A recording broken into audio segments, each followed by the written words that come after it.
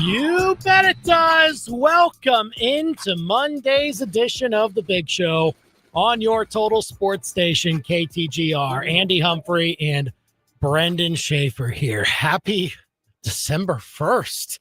In a lot of ways, it's kind of a big day. Like, first snow, first real snow, I should say. First, chance to talk about Eli Drinkwitz's extension and everybody else's contracts in college football, everybody else's movements in college football. And of course, Brendan. Yeah.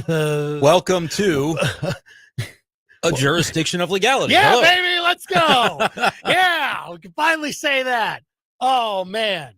Lots to get to today. We want your calls and texts on this fine Monday afternoon, because you're probably snowed in. 875-KTGR. Give us a call. What or a text. A nightmare. Oh, my goodness, this weather. It is crazy, man. I forgot to bring the snow cap today. I thought, I'll be fine. It'll be a dusting today. Nope. No dusting. Nope. Not at all.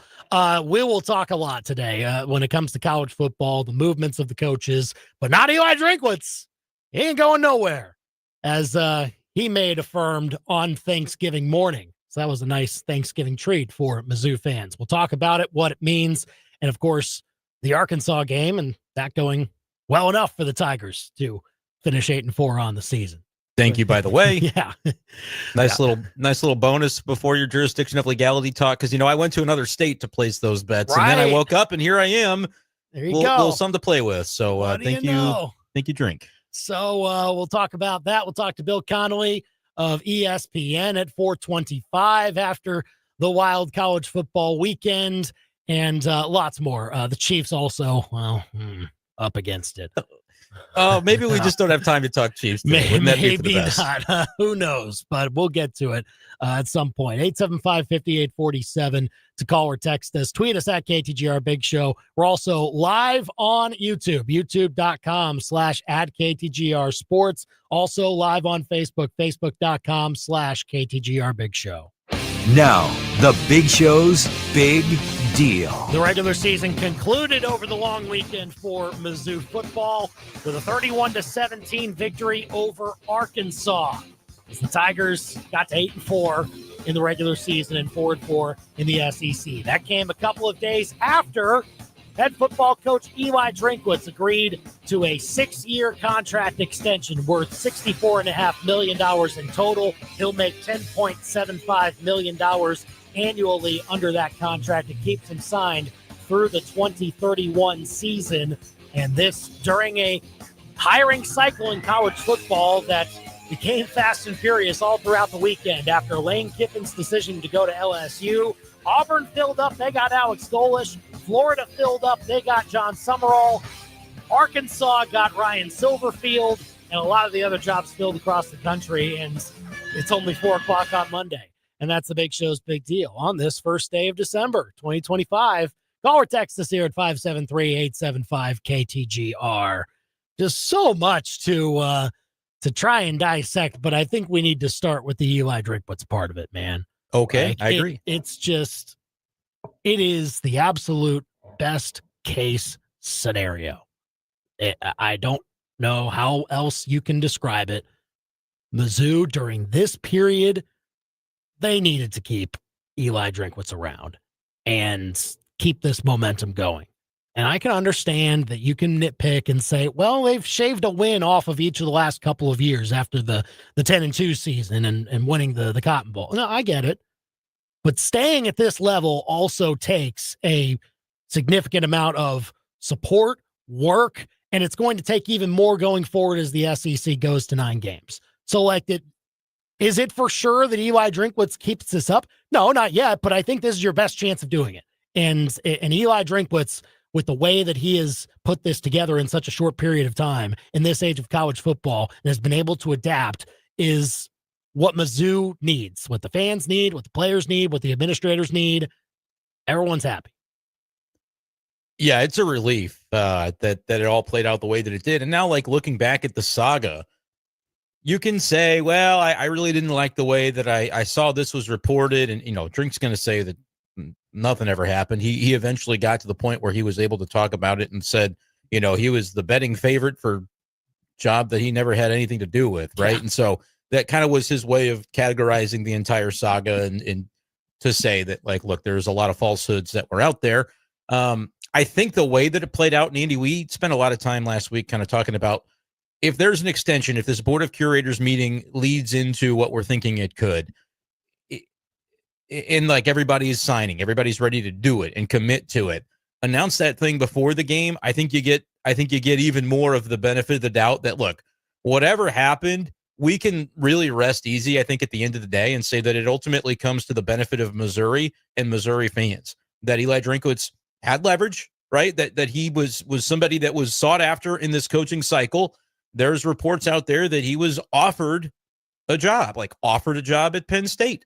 Whether or not you believe that, I think it's fair to surmise that, like, there were teams that were interested in hearing from this guy and vetting him and considering him for their opening, programs that are well known, that are renowned programs. And at the end of the day, whatever may have happened or may not have happened, his decision was, this is all going to be for the betterment of my situation at Missouri. Because, I'm going to get a little bonus to my salary. That was going to be true wherever he went, but it was never the point.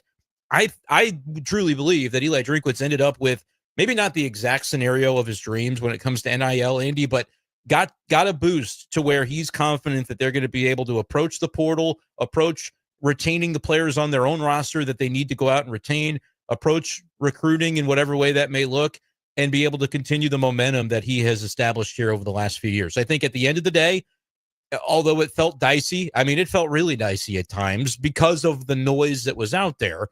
How close did it ever come to going a different way? I don't know, and I don't think it matters anymore because long before we knew what was happening with Lane Kiffin, we knew what was happening with Eli Drinkwitz. I think that's very meaningful for Mizzou fans to be like, oh, hell yeah, that's our guy, and we're going to continue to go to battle with this guy, and he's going to continue, I think, to lead Mizzou to some really good places. Larry texting in, I'm proud of Eli, and I have more respect for him than ever.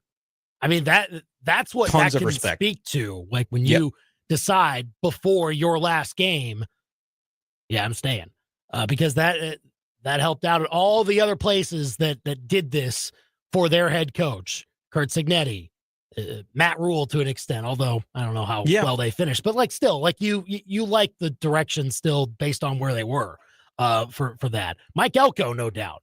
Like so many of these other places, Clark Lee. Absolutely. Like you need to keep those vibes as up as possible. And so to do that at the time that they did, where I'm sure Eli Drinkwitz also did his own due diligence and said, okay, what else is out there? But ultimately came to the decision before, as we mentioned, and we don't know for sure whether he actually had other options on the table or not, but through all of that, he still decided, Mizzou is the place for me. And I think that matters to fans. And so it clearly mattered to at least one of our texters. And so that's something that you can take into future years. You could take that into recruiting rooms and say like, hey man, like we're building something special still. And did you see that coaching cycle where this guy said, this is the place I'm going to build something great? Right. Yeah. And said, no, he didn't want. And by the way, you could say, well, I don't know. How do you know what he was or wasn't offered? Every single job, I think, had him on the short list, whether he was the second choice, the first choice, the third choice. I think it's pretty safe to say that all the jobs we were talking about had him on the list at one point in time. Yeah. And so whatever that may have looked like behind closed doors, truly because of the timing of his commitment, I think you can say completely irrelevant at this point. It only worked out to the betterment of the program that he's with because he was able to at least say, hey guys, I just need to be where I'm going to have an opportunity to do this and to do it at the highest level. Get me the X, Y, and Z, get as close to that as we can. This is where I want to be. Let's just make sure we are competing at the level that all these, because these guys want to hire me to do the same thing. Here's what the resources, you don't think Jimmy Sexton has the ability to know like that might be what you could get over there. Right. He wanted to be here. I mean, I think the proof is ultimately in the pudding that Eli Drinkwitz wanted to be here, and that the respect does skyrocket. And not that you don't respect him before, but the idea that this was the Armageddon of coaching cycles. Right. And hey, still maybe. We don't know that there are more twists and turns yet to come with some of these openings, but largely the dust is beginning to settle on some of the big jobs that we've been talking about for a long time. And Eli Drinkwitz at the end of the day was, ultimately only ends up using that to our benefit here in mid-Missouri. That's true. I mean, it's just factual that I think his situation, not only his own salary, but like the stuff that he can do for Mizzou football now, he has more resources, I believe, to do it with because of the way that this ultimately played out. And he played the cards that he was dealt, I think played him well, ultimately. And I think all around, even the administrators, even though they probably tried like hell to do it sooner. get this done sooner. But they did it at a time that worked for everyone, it would seem. And look, Drinkwitz stays happy with that. I think the fans stay happy with it, that they're not going into the Arkansas game thinking, is this team focused enough to go and win this game? Or is something odd going to happen here? And look, I'll say this, during the game, seemed like there was something odd happening as they were trailing at halftime. And then all of a sudden, they kicked back into gear. Defense pitched a shutout in the second half and did what we expected them to do. We're going to have a lot yet to discuss about the team, the future, the personnel, and what that quarterback position is going to look like. I'm as big of a Bo Pribula fan as I think is maybe still existing in society. And yet, out there, and yet I have to capitulate and say, my guy, what are we doing in some of these moments of I mean, it was like riding a roller coaster without the strap that comes down over the top of you. Because you're like, I don't know, am I going to fall out of this ride? Like, am I going to completely fall flat onto my face as we're going down this big hill? That fumble that led to the directly to an Arkansas touchdown, which is the reason Missouri was trailing at halftime, because their defense wasn't playing poorly. There was one drive that came too easy for Arkansas, but like that happens from time to time. Arkansas is still a very highly rated offense. That free touchdown that was gifted by Bo, I think trying to get the screen pass out maybe, and then after that, it obviously didn't go well. After that, I think Kirby Moore and Eli Drinkwitz said, maybe we just don't throw the ball. Again. We can't afford to do that again. It's weird conditions, and like that's kind of what it was placed upon after the game of, you want to get the ball out quick. You never know if you're actually going to get your fingers on the laces. It might maybe let's just never get it out at all. Like, if you start with the ball, you finish with the ball. Concerns and you see that happen, then yes, you need to run it on 3rd and 14. And guess what? It worked. Like they still did it. And it did. Yeah. And it was the right play call, by the way, in the 3rd and 14 moment that you're referencing, where it's like, I think it was their best chance to kind of catch him off guard. Jamal Roberts has got the juice, dude. Yeah. Hardy's big run where he was tackled by half of the city of Fayetteville and then still never went down and then proceeds to score the touchdown. That was one of the plays of the year from not only Missouri, but maybe college football. I mean, the dude is unbelievable. Jamal Roberts, I think, had the better complete game than Hardy just because of how carries 100 yards. Every time he touched the football, he was bursting through. I mean, his top speed is something, and he gets to it quickly. Hardy had an unbelievable game, right? Don't get me wrong. I just want to make sure we're highlighting Jamal Roberts because I feel like as they were trying to get that run game really going, and it was coming to terms with the fact that they weren't going to have a passing game on this day, Jamal Roberts played a very integral role in the way that went. The opening script was a really good one. Just Bo Pribula run for 50 yards on the first play, and that's your script. That went well. But, man, after that, we kind of settled into this moment of time where we're like, okay, we can't throw the ball. How are we going to run the ball when they know what's coming? It's not a way to live, Andy, but it was good enough in this one. You know what I mean? Like, they're that good offensively on the ground. Arkansas is that bad defensively that it was okay. But I got to say, even after a win that came by plenty of points, I was looking at that going, Arkansas is like the worst pass defense in Power 4. Yeah. And we got 25 passing yards. Like, at least there could have been more chances for you to try it. And theoretically, it should have worked better than it did. But in actual practice, 4 for 7. 4 for 7. We can chalk it up to the weather, and that's what they did because you're never going to throw Bo under the bus if you're Eli Drinkwitz. But it was just very clear that they were more comfortable with him. I mean, Andy, there would be plays where it's just QB draw from the beginning, and it's not a QB draw look, but you had no choice. Like, that's what you're in, and you run and get what you can. And look like give Bo Pribula credit, give the training staff credit that he looked like the runner we all thought he would be. Yeah. 5 weeks after dislocating the ankle. What ankle injury? He had one located ankle. And I 5 weeks found it. earlier, and then we finally found it, and he's out there running the way that we thought he would. I want to know what exactly was said by the coaching staff in those pre-production meetings, because SEC Network broadcast before the first play said, we're supposedly going to see more of the QB run today, and then boom, 50-yard run by Pagula. And they were kind of like almost joking about it. Like at some point, the coaching staff made the folks calling the game on the TV side very aware of what this was going to look like. And it worked. I mean, at the end of the day, it worked. I really never felt safe in the game, Andy, until Kevin Coleman appeared. That punt return just put the knife in the back of the Razorbacks there. That was a great play. Mizzou special teams is back, right? And I must say, extend Eric Link. I mean, obviously, we need to know it was a porous again for the special teams until Kevin Coleman kind of saved the day. Yeah. That was, and I get it, the ball's wet, the whatever, but like, man, that is the execution that can really, it's what cost you against better competition. And fortunately, Arkansas is not that. They had a tough year. And 16 penalties by Arkansas, man. Thank you. And there for could each and have every been one more. Like there were some declined ones in there. It could have been at least 18 or 19, but they lost this game as much as Mizzou won it. Oh yeah, and we needed some of those penalties. It was nip and tuck. Weird, like you said, down at halftime. Never really was too panicky though about things. I really was impressed with the way the defense played, especially in the second half.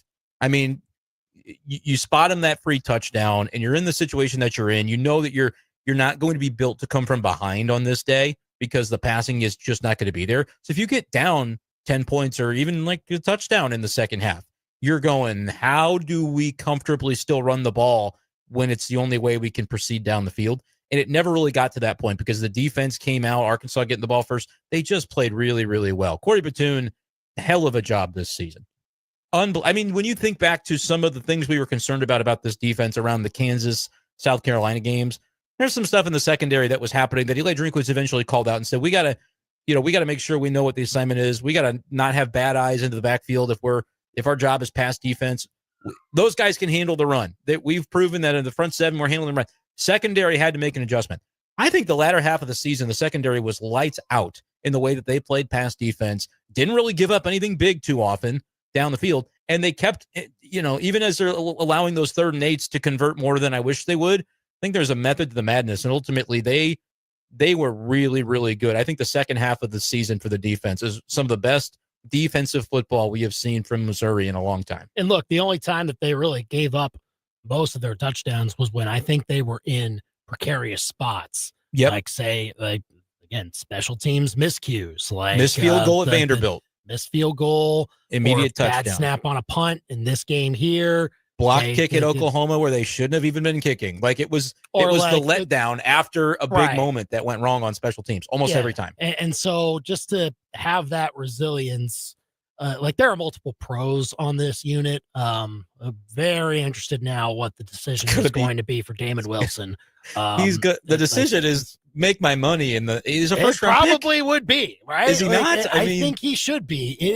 It has been an excellent year for him. He's lived up to the hype. Like he came in as a very hyped up transfer from Georgia. Like, oh man, this is the cream of the crop transfer for anybody. Like that, just bar none, regardless of position. Like this is the guy. And look, he proved to be extra valuable in these pass rushing situations. Yeah. And he has made the money for sure that he will eventually get in the NFL. And so you wonder if he decides to stay, what that does for Mizzou's defense later on. That'd be something makes it better. Awesome. Makes it way better next year. Josiah Trotter also. I don't know if he can go yet. Sophomore. Can he? He can. He's a redshirt sophomore. All right. So like you're thinking about that. You're thinking about. He had some social media posts like after the drink stuff was announced. And everybody said, "Hey, one more year, come back again." I think if I'm him and I have a really good grade, you really consider very strongly to go. Right. But you're going to get paid here too. Like that's the beauty of the NIL era for these players having those decisions. Is like it's not get paid or don't get paid. That's not the decision point anymore. But you're right. We're going to be replacing some players on that defense. And I'll tell you what, man, it might just be a year to sit down for 3 straight days and enjoy the NFL draft if you're a Mizzou fan, because I think you're going to have another year where you're hearing some names called of your favorites. and able to celebrate the successes of the program in that regard. And that's as big for Eli Drinkwitz as anything else. I mean, that is such a huge selling point to what he's building here that I think you're going to have another year where we're talking about multiple guys that are going to hear their names called. So call or text us with your thoughts on the state of Mizzou now after Eli Drinkwitz locks down the contract extension. 573-875-5847. We'll obviously get to a lot of different aspects of Mizzou's season. We'll talk about how you would grade it, talk about what needs to happen in the transfer portal, what might need to happen to the staff also. I'm sure you've got takes on that. So we'll have some discussion on it very soon. I didn't say anything. Why you start laughing? I know. I didn't say anything. No, I know you didn't. You should have heard my thoughts in my brain, though. I was saying stuff up there. I do hear them quite a bit. James saying, made my first bet at 12:02 a.m. My guy. Let's go. I think I did the same thing, actually. Yeah, you probably did. There was some freebies they were giving you on some of these websites. There's one where the Blues have to. DraftKings has a good one for you. You can Blues use have to get a promo code shot on goal. KTGR, by the way. You can code KTGR on DraftKings. Okay, yeah. Here's the deal. The Blues have to get a shot on goal. We can make all the jokes we want to. Is it as safe as we want it to be? Maybe not. But I do believe that the Blues will get a shot on goal tonight. And you still have time. It's not a goal. It's just a shot on goal. They need to throw it at the goalie. That's all on the we other need. Team. One time. One time. Are there periods where they're 20 outshot? A game, don't they? Are there periods where they're outshot 11-1? Sometimes. Yeah. But they still get the one. It's all one that counts. That's all you need. So that would be what do you tell them? Code KTGR, that's the play. I'm telling you. You still got a couple hours before that Blues game starts. So pull over, get to a safe place because I know that the roads are snowy, rough out there today. But that's you'll get some nice freebies there with that. So I do recommend it on DraftKings. So go and check it out. 875-KTGR if you want to join us here. I don't even have to say unnamedsportsbook.com anymore. I can just tell you. Well, I mean, they still, I think, have to give us some sort of money, I suppose. Oh, but okay. It's here or there. We can fish around and see all right what we can get away with through that. In the meantime, we will still talk some college football. Man, the coaching carousel was wild and crazy over the weekend. Mizzou wasn't a part of it. Just got to sit back and watch it happen. But we'll talk about that. We'll talk about the impact that this weekend had on the CFP, both on and off the field, with Bill Connelly. He'll join us next via ESPN here on The Big Show, KTGR, and the KTGR app. Miss the latest edition of The Big Show? Catch up on demand with a full show podcast on the KTGR app. Download it now, wherever you get your apps. Hi, I'm Tristan Colon, Mizzou grad and 6-year NFL veteran. I'm Charlie Sticklin. And I'm Sarah Sticklin-McDonald of the Sticklin & Sticklin Injury Law Firm. In football, home field advantage can make all the difference. The same is true when choosing your injury lawyer. We're locals. We know the courts, we know the towns, we know the people. Just as I protect my team on the field. Our family will protect your family. When sorry just doesn't cut it. Push back with Sticklin & Sticklin. Are you at the mercy of your bladder? If leaks are keeping you from living your best life, you should know that it doesn't have to be that way. Incontinence can be treated. Don't wait to get the help you deserve. The National Association for Continence is a nonprofit organization that's helped millions get on the path to a life without leaks. Visit nafc.org now to download your free pelvic floor muscle training kit and become the boss of your bladder. In a warm Missouri home, on a cold winter's night, old Ebenezer Scrooge sat trembling with fright, not from the snowdrifts or the wicked cold wind, but a skittery scratching that came from within. Then a spirit appeared. 'Twas the ghost of pests past. Remember the ants you ignored? Now they're back. At once the ghost of pests present appeared. Look! Ants in the kitchen, and mice drinking your beer. And then one final shadow, and he was no fun, for this was the ghost of pests yet to come. Without calling Steve, your fate is quite clear. Roaches ruling Christmas, termites feasting all year. And with one festive visit, quick, kind, and pest-free, Scrooge's Christmas was saved by Steve and his team. Now you got a friend in the pest control business, Steve's Pest Control. The warm scent of maple-spiced coffee fills the air. And is that a hint of Caribbean rum? That must be Caldy's Coffee Highlander Grog Brewing, our decadent maple-spiced blend that's won fans nationwide. Loved for how it smells and for how it makes you feel. Each cup brings back the comfort of a classic coffee morning. Cozy, nostalgic, maple-spiced coffee. Shop Caldy'sCoffee.com for your bag today. Also available in pods. Leland, I think Mom's been hitting the candy canes again. Yep, she said if you come into Bet's Jewelers and say you heard this ad on the radio, you get $100 off. $100, no minimum. No catch, any jewelry in stock. So earrings under $100? Free. Should I tell Dad or should you? Ho, ho, ho. Merry Christmas from Bet's Jewelers. Beautiful moments begin at Bet's. Begin at Bet's. Hey y'all, it's Molly from Billiards. How in the heck are we already in December? What happened? You're telling me I'm not ready to go back to work. Santa, what have you been doing all year? All kidding aside, I've been prepping for the big day. At Billiards, we've been prepping too. Just this weekend, Tom cut 500 pounds of fries. That's enough to fill your sleigh, Santa. Look on down for burgers and beer. Billiards! Home Broadway. Molly, would you deliver to the North Pole? Only if I can use your sleigh. Tired of calling Andy and Brendan?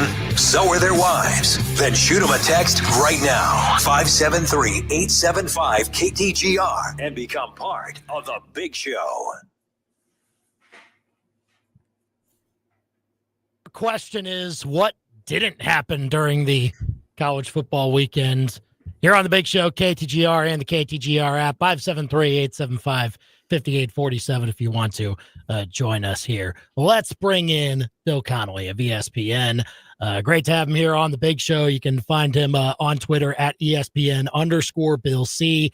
And be sure to check out his great work over at ESPN.com. And Bill, Mizzou, first of all, let's start there. Mizzou gets Eli Drinkwitz locked down before they get the win that gets them to 8-4 this year, 4-4 in the SEC. Just your overall thoughts on now what the future is set out to be for Mizzou after this year, that maybe some can say it's a bit of a disappointment because they look at games as, some missed opportunities, but 8-4, usually you can't complain about that. How do you kind of evaluate it?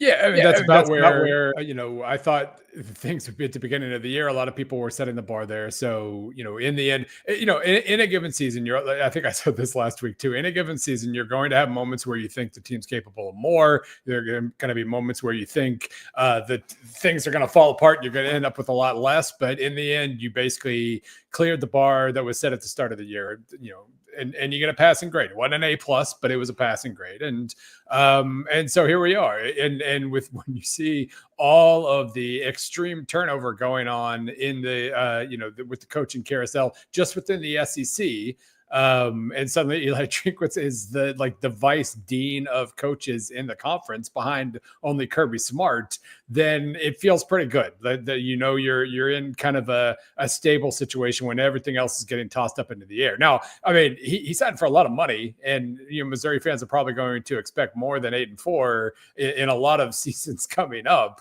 But as far as a baseline goes, after 2 straight years of really, really good, double-digit wins and everything, falling back, like sometimes you have a 2009, after 07, 08, they merely won 8 games with an injured quarterback, and then they got ready to have another good year the next year. These years are okay, every so often. And to get there, Bill, to clear that season win total of 7.5 wins, they did have to get the game at Arkansas. They managed to do it with 25 passing yards. We'll probably be able to ask you about maybe what's to come in terms of some roster machinations moving into next year. But as you saw that game against the Hogs, it became pretty clear they're just going to try to run the ball. And once again, because of Ahmad Hardy, because of Jamal Roberts, they're able to do that. How did you see that one playing out in a game that, again, Mizzou was trailing at halftime, so it's not like necessarily the final score indicated. Yeah, they were 4.5-point favorites. They handed Arkansas 10 points off of a botched pass and a botched snap, and still won extremely comfortably. It's really hard to complain about that. It came about in a strange fashion, obviously. The ball was clearly wet, and they had no interest trying to throw the ball any more than they had to. And even with 7 pass attempts, like there were 2 sacks. So even from a net standpoint, it was even less than 25 yards. But even with the sack yards, even with the botch plays, losing like 30-something yards, you end up with 322 rushing yards. You can't complain much about that. Created a ton of negative plays against what has really, really been a very, very good Arkansas offense this year. Dominated the Hogs for the most part on that side of the ball. Yeah, hard. It wasn't pretty, but it's hard to complain even slightly. Bill Connelly of ESPN here on the Big Show, KTGR and the KTGR app. So on the Mizzou side, we'll just wait to see what their bowl matchup ends up being after next weekend. But Bill, we have to get to what was one of the wildest coaching carousels we've seen probably ever, all revolving seemingly around one character, Lane Kiffin. And eventually it ends up with him going to LSU in one of the hardest, I'm sure, most cringy and difficult ways to do it. Like, how do you kind of assess the whole situation now, as I believe as we speak, or within the last hour, he was just having his introductory press conference in Baton Rouge? You can never really blame somebody for taking the head coaching job at LSU. Just like big picture stuff, it's obvious why they wanted him. It's obvious why he thought, maybe it's a good idea to go there. So that part was fine. The end result is fine, but it was so much messier than it had any right to be. He had no right to think he was going to be able to coach at Ole Miss through the playoff if he went ahead and accepted a job at one of Ole Miss's most hated rivals and was going to be recruiting for that rival while coaching this other that was never going to work. And it was so arrogant of him to think he might be able to pull that off. He was trying to get best of both worlds, wanted to ride this out, but he didn't want to miss the chance on this other job. And you just don't get to do that. Like that was crazy. And it added such a level of ridiculous drama, right down to the stories about him threatening to take all of his offensive coaches with him if he didn't get his way. Come on. Like that was so again, end result was fine, but he becomes the first person to leave a team that had a shot at a national title for one of its rivals before the year was over. And he'll win a lot of games at LSU. It'll probably be fine, but that's never going to wash off. Like that's always your legacy. That E60 piece from a couple months ago where he's talking about how he's thinking about legacy, thinking about maybe it's not about ambition, it's about happiness and blah, blah, blah. No, that was a bunch of crap. And that's fine that it was a bunch of crap, but it was a bunch of crap. We can all be honest about that now. So, okay, Eli Drinkwitz stays at Missouri. Great. The outcome, messy though it may have been, of Lane Kiffin to LSU happens. How did you view, Bill, the rest of it, the downstream effects that we saw play out throughout Saturday, where a lot of those other marquee jobs have been filled since? I mean, most of the hires made sense. That's really all you can say.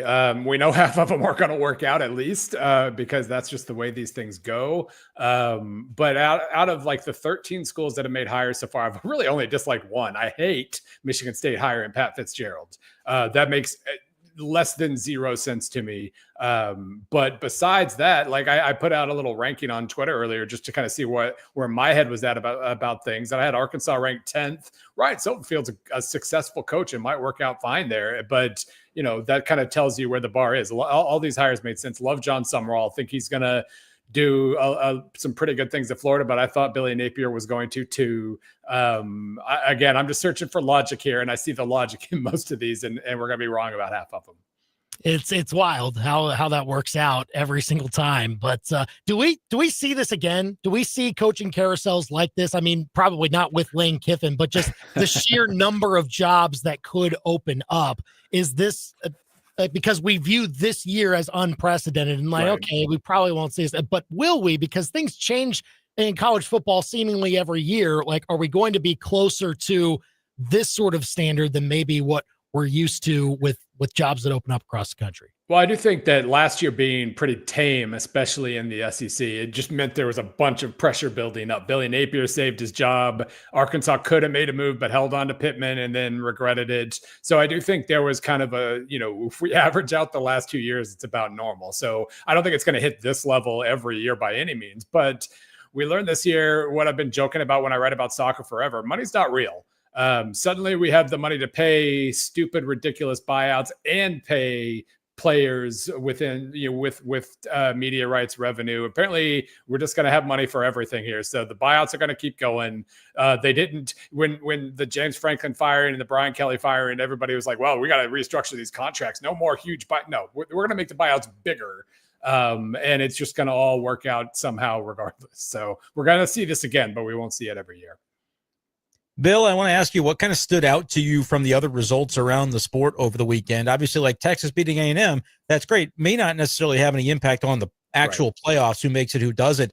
Cal coming up with a win over SMU could very much have an impact on the way the downstream works for the playoff. What stood out to you from the weekend that was? Yeah, that was A&M basically lost a bye is what it comes down to. They might still get a home game. We'll find out tomorrow exactly where they fall within the one-loss teams. Actually, even if they fall to the bottom, they still probably get a home game. So yeah, that one wasn't extremely impactful. Could have been impactful if some of the other teams in that kind of 9 to 13 or 14 range had lost, so Texas could climb, but they really didn't. So it does feel like Texas is going to be stuck, which, that's fine. Don't lose to Florida and you're in. So, so be it. But that was kind of the most interesting things to me. Number one was that really most of the other chalk basically held for the most part, which really does make it a kind of a messy thing. Like Vanderbilt's probably not getting in despite being a 2-loss SEC team. And that's not really something I think is going to happen very often. So that clump of teams is really big. And so that somebody who in other years would have made it isn't going to. The other thing is, the SMU thing, where now we do have a scenario on the table where a 5-loss Duke team wins the ACC. That's great news from James Madison is basically what you can say. Yeah. Like I can't guarantee they might figure out a way. They've been figuring out a way to keep North Texas and James Madison unranked for weeks, and they might just keep right on ignoring them completely, which is appalling. But they clearly are pretty committed. So maybe they just put Duke in if Duke wins. But that would be absolutely ridiculous. JMU's a better and more deserving team, and we might get 2 G5 teams, and that's absolutely what I'm going to be rooting for on Saturday. And like Bill Connelly of ESPN with us, that's possible. Like they're only 3.5-point underdogs on a neutral field. Like, how do you see the matchup? Because I do want this chaos, Bill. I want to see that. Now, and Virginia, handled them pretty easily a few weeks ago. So I was kind of surprised the line was that small. It was Virginia's best performance of the season. They haven't been that good every week. And so if they kind of play their average game and Duke does, Duke's going to have a chance because they have a really good offense. They have no defense. It's been a really strange flip from last year with Duke, where they had a terrible offense, won 9 games, went out, spent a bunch of money on a quarterback. It worked. They have a good offense, and now they're 7-5 because their defense fell apart. But yeah, like they're going to have a chance, and that's going to make it really uncomfortable for the committee in the end. And good. They deserve to be uncomfortable sometimes.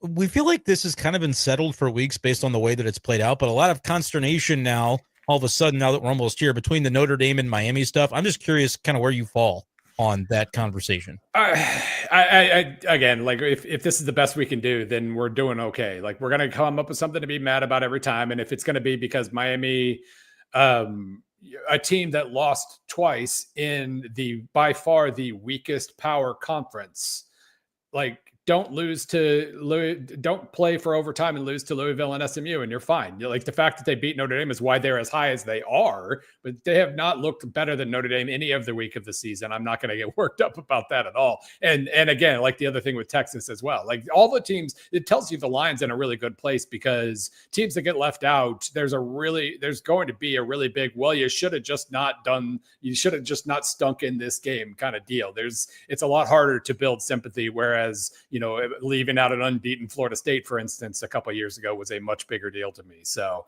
yeah, if you want to, like, you can make a case for Miami, you can make a case for Texas, you can make a case for Vandy if you want. But again, they had opportunities, they blew opportunities, and they left it to chance.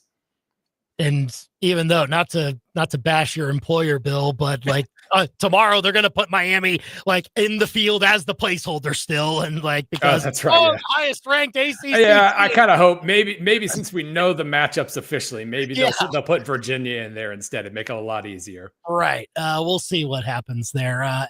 Bill Connelly of ESPN here on the Big Show. Also to this weekend, there are some high profile games with teams that I think feel like they're in. Like, do you feel like Alabama, no matter what happens, they should be there, or what? that's a major question now because that's my biggest question is, we talked a lot about last year how like they didn't punish SMU for losing in the ACC. They did. SMU fell by like one spot, but they did fall. And if Alabama falls one spot after losing to Georgia, they're out. So that is easily going to be the biggest nightmare on the table aside, but even bigger than, JMU versus Duke. If it comes down to that, we know how loud things will get if they, honestly, pretty justifiably, if they were to drop Alabama a spot for losing a third game, kind of canceling out their best win of the year like that. There's justification for that, and it would be so loud if they did that come the next Sunday afternoon. So we'll see. Since they apparently never lose to Georgia, it won't be a problem. They're going to beat them again, I guess. But they are underdogs, and Georgia has been a better team, I think, these last few weeks. Are they almost rooting for BYU so that then it makes the decision for them? Yeah, that's true. That is true. That does kind of take a little bit of that out of them. And it is funny to think about that happening too. Like Notre Dame's not completely, Notre Dame's like 80-90% of the way in, but just by not playing, they could watch things kind of get swallowed up on them a little bit here. So we'll see. I assume this will be relatively clean, but there's a chance it is absolutely not. And then, the game is going to get a bunch of attention, even though both teams probably feel like they're still going to be in bye territory no matter what happens between Indiana and Ohio State. It's just, we get a fun football game, I suppose, is the main part of it. How do you see it playing out? Yeah, these are, I know a lot of people hate that there aren't any consequences for games like this. And it does feel like, somebody would have to get crushed for them to fall to fifth and lose the bye and all that. But what we've learned, I think, over time is when they have to play these games, they're going to try to win, but it's not going to be life or death. There aren't going to be nerves. I don't think they're just going to go out and play hard and play loose. And those games are usually really, really fun. Taking away some of the consequences just creates good football sometimes. So I don't mind it as long as it doesn't happen too often. I want consequences for the most part, but this is a good opportunity for Indiana, I think. That was biggest question for them is everybody saw them get thumped by Ohio State last year. And I still think we overblow how badly they got beaten by Notre Dame. It was a couple plays, and apparently their quarterback had one ACL. So, I think they were pretty competitive in that game just after like a bad 20 minutes. But regardless, they get a shot. They get to find out exactly what they need to fix before the playoff starts. And so I do think this is going to be a really nice opportunity for them to figure out exactly how they match up, what they need to do to adjust. And, it's a mulligan, if nothing else. They've earned it by going 12-0. For sure. It should be an exciting weekend either way. Lots of good football to be had, and we'll be tracking it all with Bill Connelly of ESPN. Find him on Twitter at ESPN_Bill C, and go see his great college football content over at ESPN.com. Thanks, Bill, for coming on and talking some football with us. Enjoy the rest of this week, and we'll talk soon. Sounds good. Big Show is on at 4:44, KTGR and the KTGR app. It's going to be, just really fun over everything else, because you finally get to see a few more of these big time matchups before the playoff. And yeah, I think that because that was kind of the situation with last year's Big Ten championship game. Who was it? Penn State and Oregon, I want to say. Like, both teams knew they were in, so they could go play a fun football game without much on the line, except for you want to hoist the trophy at the end. And game ended 45-38 or something like that. It was awesome. It was a crazy game. And I hope maybe because of the nature of where both Ohio State and Indiana are, we maybe get more of the offenses in this game too, like in that same vein. But I think they're both teams. Ohio State's defense certainly is very elite. So I will be curious. I don't know ultimately what we do. Is it sustainable to have these games and have them not really count for much when teams prioritize what it is to make the playoff and to go deep into the playoff? I don't know what the long-term outlook is for conference championship games. I always enjoy the weekend, though. I think it's a lot of fun, and I would love to find a way to preserve it if they ultimately have to enhance it by adding maybe some play-in games from an expanded playoff field. I'm not saying that'll be my favorite thing, but I don't know what the real solution is to, number 1 and 2 are playing on Saturday. It's going to be really cool. Either team could win or lose that game, and it doesn't change their outlook to be able to hoist the national championship at the end of January. That's what's tricky. in the sense it's less meaningful for Ohio State because they're in that position every year. But man, Indiana's going to be all in on that. Huge to win a conference championship if you're Indiana. Right. Yes. It'll be very interesting. But yeah, both teams will still have their sights set on the larger goal of how can we best position ourselves to win the CFP. So we'll see how that goes. Call or text us at 875-KTGR. Onto the bus to almost everything surrounding the Lane Kiffin situation next. Now, your local sports center update on your total sports station, KTGR. Good afternoon. I'm Billy Jones. This live local sports center is with Lee's Tire Company. If it's rounded rubber, Lee sells it. Lee'sTireCompany.com. Mizzou gets his fourth straight win over Arkansas in the Battle Line Series as they win 31-17. Tigers finish the season 8-4, 4-4, back to 25th in the AP poll, still unranked in the coaches poll. Ahmad already ran for 157 yards, brings his season total to 1,560 yards, and now puts him fourth in Missouri history for rushing yards in a single season. Jabal Roberts also had 100 yards in that ball game. Mizzou awaiting their bowl game destination. They'll find out Sunday. ESPN bowl game projections. Cal Badagura has Missouri going back to the Music City Bowl. Mark Schlaball has them in the Duke's Mayo Bowl. Missouri women's basketball got their first Power 4 win of the season as they win 85-70 over Northwestern, career best 33 for Grace Slaughter. Missouri basketball travels for their first road Power 4 test against Notre Dame tomorrow. And the Blues back in action after 2 straight wins. They'll take on the Ducks tonight in St. Louis, 7 p.m. puck drop. Your ABC 17 Storm Track forecast is with I-70 Towing. They're Mid-Missouri's go-to crew. When your world seems to have been wrecked, call the team you never hope to meet. I-70 Towing.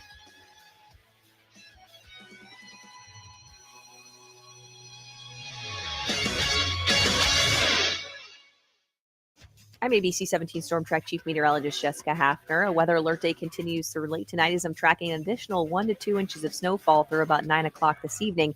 After that, we are left with mostly cloudy skies. Overnight lows falling down into the upper teens to about 20, so watch out for slick spots as you head out tomorrow morning. We can expect partly cloudy skies by the end of the day and highs around 32 tomorrow. I'm ABC 17 Storm Track Chief Meteorologist Jessica Hafner, and that's your ABC 17 Storm Track forecast on your total sports station, KTGR. Did you miss the Mizzou play of the week? Backs up Coleman inside his 35. Fields at the 33. Makes one man miss. Splits 2 defenders to the 40. Angling left side. Has a seam to midfield. Between the hash marks to the 40. Running right side may go. Kevin Coleman Jr. to the 10, to the 5, to the house. 67 yards with 8:07 to play. And Missouri takes a 29-17 lead. The Mizzou play of the week is powered by Yingling. Your home for Mizzou football is KTGR. If you're tired of telling that one guy that, yes, meetings are mandatory, and you're done doing so-and-so's projects because, well, they just couldn't get to it, then maybe it's time to revamp your team with MidmoHires.com. Post your open positions along with a description of the job, pay, location, and other info too. You don't have to put up with someone's shenanigans for much longer. Post your openings now at MidmoHires.com. Great local companies hiring great local people. MidmoHires.com. Hi, this is Kim with Hearing Aid Consultants and Allmake Repair Lab at 315 Ellis Boulevard in Jefferson City. From carols sung by a choir to the tearing of wrapping paper and jingling of bells, the holiday season is a time full of delightful sounds you shouldn't have to miss. If you think your quality of hearing may be turning you grinchy, come in for a free hearing evaluation so you don't miss a single jingle. We are here for you today so you can hear tomorrow. Find us online at hearingaidconsultants.com. When it comes to tree care, knowledge matters. And Advanced Tree Solutions doesn't just cut, they care, educate, communicate, and protect the health of your trees. From pruning to removal to planting, their expertise goes beyond the surface. They're known for properly planting trees, removing burlap and wire cages from the root ball to ensure long-term growth and strength. With expert service and yearly discounts, your trees are in good hands. Call Eric at Advanced Tree Solutions, your tree's best friend. AdvancedTreeSolutionsLLC.com. Hit a deer, win a cow. Hit a deer, win a cow. Hit a deer, win a cow. FPP, Easy's 1, 2, 3. FPP, Easy's 1, 2, 3. FPP, Easy's 1, 2, 3. Award-winning auto collision repair. Don't wait, we're great. We work with all insurance companies. We work with all insurance companies. Yes, we work with your insurance company. New Bloomfield, Missouri. FPPBodyShop.com. FPPBodyShop.com. FPPBodyShop.com. Fletcher Performance in Paint. It's hard to believe basketball season is already here. 1851 Underground Tap and Grill reminds you that whether you need a place to grab a bite after a local high school or college game, or you just want to plop down with some friends and watch some hoops on TV, they've got a spot for you. 1851 Underground has drink specials and discount happytizers for happy hour. Check them out on Facebook or at 1851underground.com. It's not a secret, but it is underground. 1851 Underground Tap and Grill in the historic Brick District, downtown Fulton. I'm Michael Agnew with API Project Fitness. At API, we're dedicated to helping you reach your fitness goals with workouts that are motivating, challenging, and effective. Our group classes are high energy and designed to maximize your time with efficient movements and smooth flow. There are real results here to find, whether you're just starting out or ready to push it to the next level. API is where hard work meets progress. Everyone needs a fitness routine. Let us be yours. Sign up today for a free trial at apiprojectfitness.com. I'm Missouri Attorney General Catherine Hanaway. We've received reports of a devastating new telephone scam involving the use of Bitcoin ATMs to prey on Missourians. Scammers might claim you are in legal trouble and must pay using crypto ATMs immediately or face charges. Hang up the phone. If you've been the victim of a fraud, call 800-392-8222 or visit ago.mo.gov. Sponsored by the Missouri Attorney General's Office. If it's Mizzou sports, it's happening here. Now, back to the big show on KTGR.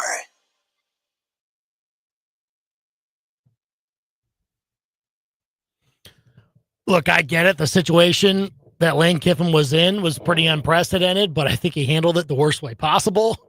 And to that, just in and of itself, is Under the bus. I don't know how you could have screwed this up, burned more bridges than Lane Kiffin ended up doing. But he did it, I think, in my estimation. Yeah, it was pretty bad. Like, why did you have to be tweeting and trolling and stuff in the lead up to this if this was the ultimate decision you were going to make? Like, yeah, it just looking back on his public persona over the last like month plus, just really bizarre. And then it got worse in the final days, right, where he's making threats. And I get it. I understand it, like the not letting him coach in the playoff thing. I think I tried to think about it. If I'm a Mizzou fan and this happened to my team, I would want my team to have the best chance to win. But also, the guy did leave and is in the process of leaving for a rival and going to poach all your players. So, like, if you're the AD, you kind of have to stand up for your program. It's messy, and Lane made it messier. What was also kind of messy was post-game after the Egg Bowl, Ben Garrett, that on-3 reporter, I guess, who had a confrontation, I guess, with Lane Kiffin over his comments where he called him a hoe. And, like, you can't do that in this space. You just can't. Come on now. And then he doubled down on it afterwards. Like, come on. What are you doing? But did Lane ever show himself to be, forget it. To be anything other than Under the bus. It's just not how you handle I don't mind what the reporter did one bit. He clocked Lane Kiffin for who he was, and but the way you went about it, like seeking him out after the game, I just know. No, wait a minute. Seeking who out? Lane, apparently.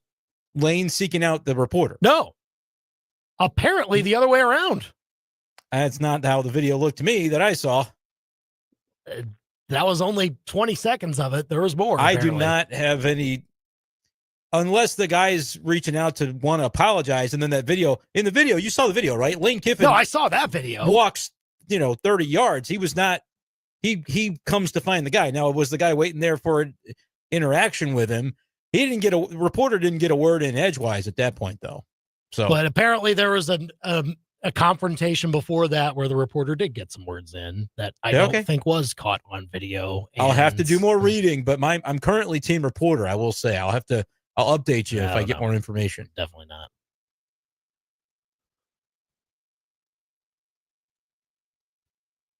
To be fair, I lost respect for a lot of people in that situation. Like it was just insane, man. What's not insane is that Missouri State gets to go to a bowl game. That was excellent news from the weekend. Yeah. Congrats to Ryan Beard and his group. They deserve it.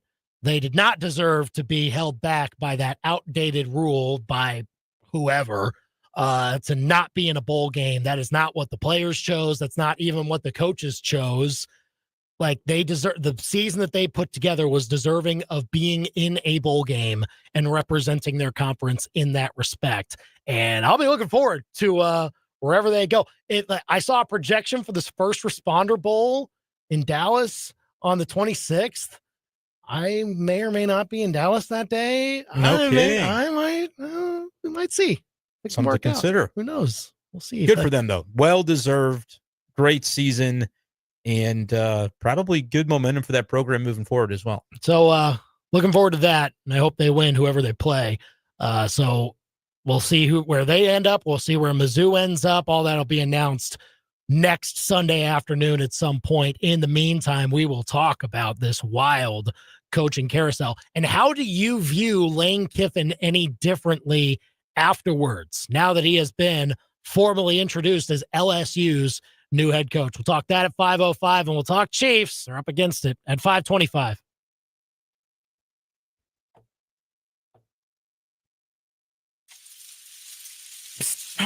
Hey, Lenny. George, good to see you. Yeah, well, it ain't so good to see you, pal. I wish you'd kept quiet all those years. Family Pawn's got all the hunting gear people need to do exactly that. Bows, scopes, ammo, everything. Doing what, George? Look at you, mounted on the wall for everybody to see. Not gonna lie, George. I sort of like hanging around. Their fireplace feels real nice. Not your traditional pawn shop. Family Pawn. I want to go to Family Pawn. Wishing you a season filled with. The air is merrier when you get. Spirits rise, in fact, they're soaring. Here to keep your fire roaring. Happy holidays from Shangri-La Dispensaries. Shangri-La Dispensaries is paradise found. ShangriLaDispensaries.com. You're a basher, a smasher, a smusher, a squisher, a stomper, a swatter, a bug hunting mister. But who should you call? The most famous pest guy of all. Oh, yeah, that guy. Steven, the red trucked pest guy, the one that everybody knows. He gets a ton of phone calls when colonies of termites grow. All of the nasty insects used to laugh and walk right in. They never knew Steve's team was the best at killing all their friends. Then one foggy Christmas Eve, Santa came to say, Stephen, with your truck so bright, help me tell these bugs goodnight. Then all the humans called him, and they shouted out with glee, all of our pests are gone now. It was guaranteed by Steve's. KTGR AM Columbia, KTGR FM Fulton Columbia, K286CL Columbia, in Missouri's total sports station. KTGR.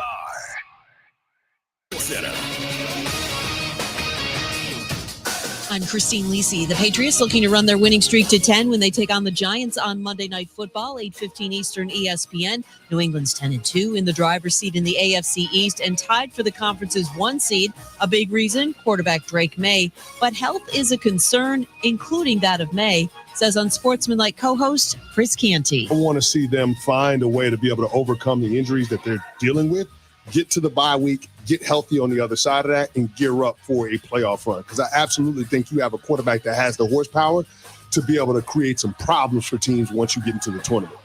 This guy, Drake May, can spin it.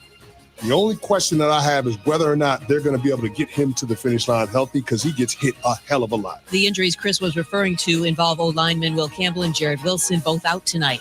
Packers defensive tackle Devontae Wyatt out the rest of the season with an ankle injury. Combine that with the foot injury of edge rusher Lucas Van Ness. Green Bay's D-line even thinner heading into Sunday's game in Chicago. Former Northwestern football coach Pat Fitzgerald is the new coach at Michigan State. He's got a 5-year deal. ESPN Radio is presented by Progressive Insurance. We make the claims process easy so you can get back on the road in no time. It's why over 43 million drivers trust Progressive. See for yourself at progressive.com. From Faro Bush. Back to the wall, and it's got her. And Arrowhead. Touchdown! Kansas City! To your speakers. This is the big show, baby. Get fresh takes on the biggest sports stories in mid-Missouri. Right now, this is The Big Show with Andy and Brendan on KTGR. So how do you view Lane Kiffin any differently after this weekend? Now that he is LSU's coach, a path that we all thought was very possible, likely even, but the way that it seemed to play out and dragged on and dragged on and dragged on some more into Sunday, that left a lot of people irked. We'll get to it here in a few minutes. We'll also talk about the Kansas City Chiefs. I know they played a while ago. It was Thursday, but they're still in the same precarious spot now, trying to scrape and claw towards the playoffs. And those chances once again took a hit with their latest loss to the Cowboys. Can they make it up? We'll get to that at 5:25. Call or text us at 875-KTGR. But first, it's 5 o'clock.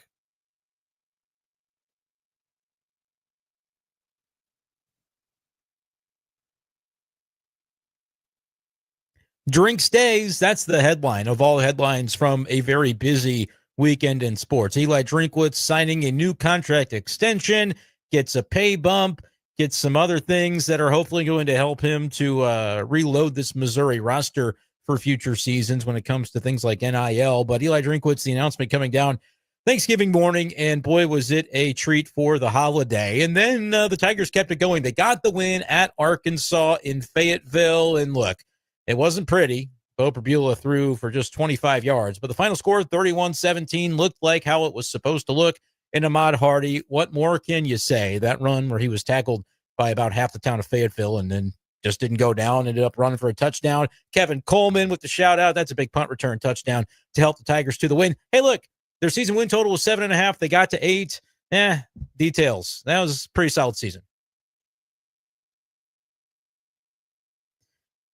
Lane Kiffin to LSU. Yeah, that happened, and it happened in about as ugly of a fashion as possible. Look, I understand him wanting to remain through the playoff if he possibly could, but if you're Ole Miss, you understand, look, man, you're leaving for my rival. You're going to threaten to take half my coaching staff. You're going to threaten to poach my players. Like, it just wasn't the situation they wanted. I don't know if we'll ever really fully know exactly how all the players felt. Probably some mixed emotions in that building. I'll be rooting for Ole Miss throughout the playoff, but it certainly couldn't have gone any uglier for the way that Lane Kiffin made his departure. Speaking of ugly, the Chiefs, I was worried about that game against the Cowboys on Thanksgiving last week, and I guess for good reason. 31-28, the Chiefs fall in a game where defense couldn't quite get enough stops. Patrick Mahomes was good, 23 of 34, 261 yards, 4 touchdowns, but Dak Prescott and the Cowboys just found the edge in the end. Chiefs tried to come back from behind and couldn't quite climb the mountain. Yeah, it's dire straits right now for the 6-6 Chiefs. Number 4. Oh, shanked it. Just when things were starting to go well for the Blues, 2 wins over the weekend for the note. Now things are more uncertain because Jimmy Snuggerud will miss 6 weeks after wrist surgery, and forward Alexei Toropchenko also week to week after sustaining what they described as scalding burns to his legs in a home accident. That's rough. The shorthanded Blues will host the Ducks tonight. If you think they'll make a shot on goal, well, head to DraftKings with code KTGR. Number 5. What did the 5 fingers say to the face? I could talk about Mizzou basketball getting a win over Cleveland State on Friday, but frankly, I'm a little irked at the 364th out of 365 strength of schedule rankings, so I'll spend the time instead to say, good job, Missouri State, on making a bowl. That's the Big Show's Top 5 at 5 on KTGR. Well, you should be saying that anyway. I would be, but there's only a top. Else. It's not the top 6 at 6. The show would be over. I only have 5. So I kind of smushed the last 2 together as a protest. I'm protesting the fact that we're playing Cleveland State, which I get it. That's where Dennis Gates used to coach. That strength of schedule is embarrassing, and it's why the net is 51st for Mizzou. Now, they're going to play Notre Dame tomorrow. They're going to play Kansas on Sunday, and that's all going to change based on those results. But we don't need to spend the entire month of November playing that many cupcakes. Give us something. Throw us something next year when it comes to that early season schedule, because you know what? You lose one of those games to a good team, it's still going to be like a quad 1 loss, and you don't get punished for it. So yeah, I don't know why it is that the scheduling continues to be that way, but anyway, that's my rant. There's a lot of bye games on there, And the unfortunate part is that Minnesota isn't necessarily doing their part for They stink. being a power team. Like it's sometimes hard to forecast how good those teams are going to be when you put those on your schedule, because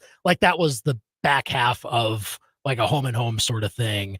Yep. And I think they didn't play last year. They played 2 years ago in Minnesota. And then, so like, how do you know? They have a new coach since then. And it's like, sometimes you just don't know. But that's one game though. That's only one game.